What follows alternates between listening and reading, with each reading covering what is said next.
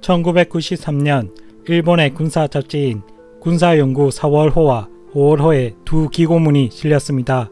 얼핏 보면 그 시대 변화하는 동북아시아 안보 상황을 분석한 글로 보이지만 이 글을 본 일본 주재 무관은 경악할 수밖에 없었습니다. 그 내용이 한국군의 기밀 문서 내용과 거의 일치했기 때문이죠.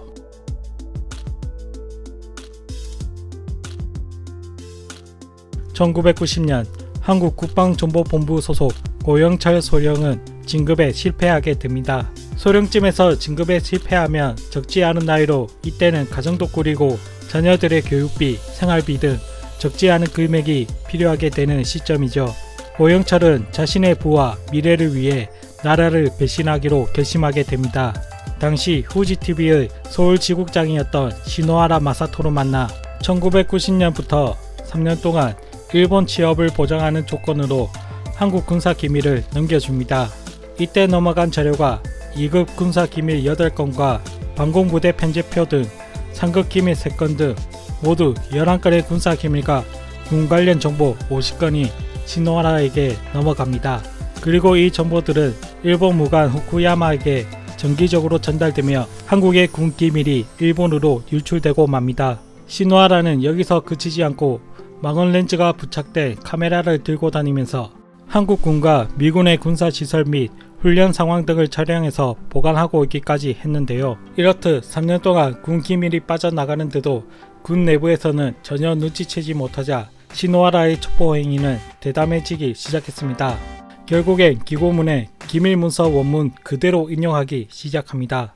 이것을 일본에 주재하고 있던 한국 무관이 발견하고 국방부에 통보하여 조사가 이루어져 결국 고영철과 시노하라는 잡히게 됩니다. 시노하라의 자택을 압수수색한 결과 전환기 군사 대비 태세 계획, 남북공존시 및 통일 후 전략 대비 연구 등 군 내부에서도 공개되지 않은 극비 문서까지 유출이 되었으며 고영철 말고도 소령급 인원이 추가로 군 기밀을 일본에 넘겼다는 것이 밝혀져 구속이 되었습니다.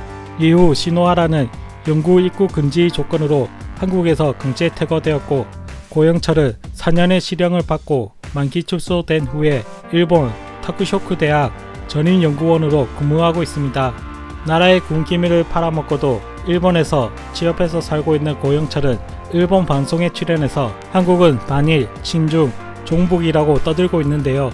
어찌 발언들이 어디서 많이 외치는 소리와 상당히 닮아있다는 것을 알 수 있습니다. 그나저나 본인은 친일 매국노인 건 쪽팔리지가 않나 봅니다. 그러나 일본의 인원 스파이 활동은 이때 걸리고도 끝이 나지 않았습니다. 2014년 교도통신은 육상자위대의 비밀정보부대가 냉전 시대부터 총리와 방위상에게 알리지 않고 독자적으로 한국, 중국, 러시아, 동유럽 등에서 거점을 설치해 정보를 수집하고 있다 보도했습니다. 이들 일본 요원들은 자위대의 신분과 이력을 말소하고 다른 부서의 직원으로 신분을 세탁해서 활동하고 있습니다. 2013년에도 일본 스파이가 적발되어 추방되었습니다. 그러나 더 충격적인 사실은 일본의 스파이뿐만 아니라 한국군 내부에서도 배신자들이 활개하고 있다는 것인데요. 2019년에 해외에서 활동하는 한국 정보관 명단을 비롯해서 군 기밀 정보들을 일본, 중국 등 외국에 팔아넘긴 간부들이 실형을 선고받았습니다.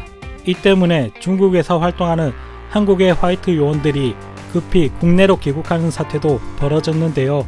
중국과 일본이 한국을 만만하게 보고 큰 소리를 칠 수 있는 뒷배경에는 이러한 국가를 배신한 매국노들이 있었기 때문이죠. 동북아는 지금 치열한 첩보전이 벌어지고 있는데요. 그리고 대한민국은 전 세계 스파이들의 놀이터라고 합니다.